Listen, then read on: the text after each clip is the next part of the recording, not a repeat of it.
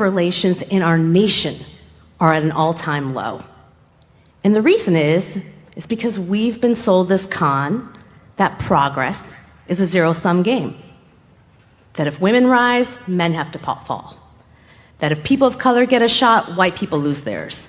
And we're so distracted, so intentionally divided, that we can't see that we're all losing in this game. Because some people rather project an illusion of meritocracy than allow us to live in a real one.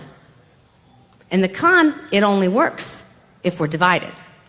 Because if we're too busy pointing fingers, we can't see that the game's been rigged all along. And once a system convinces you that it's fair, it doesn't have to change.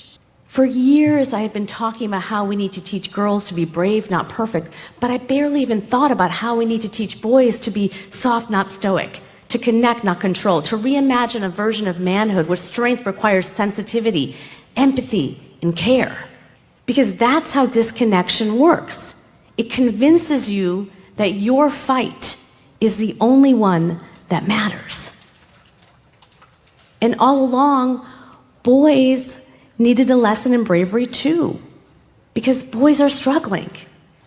They're more anxious, they're lonelier, they're less likely to go to college, more likely to die of suicide and overdose. And instead of being handed care, they're being handed division. Not just by the podcast bros, but by a government that is actively stoking the divide.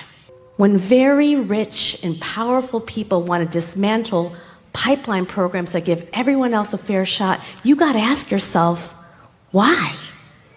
They've built a world where men and women don't talk to each other, don't see each other, don't trust each other.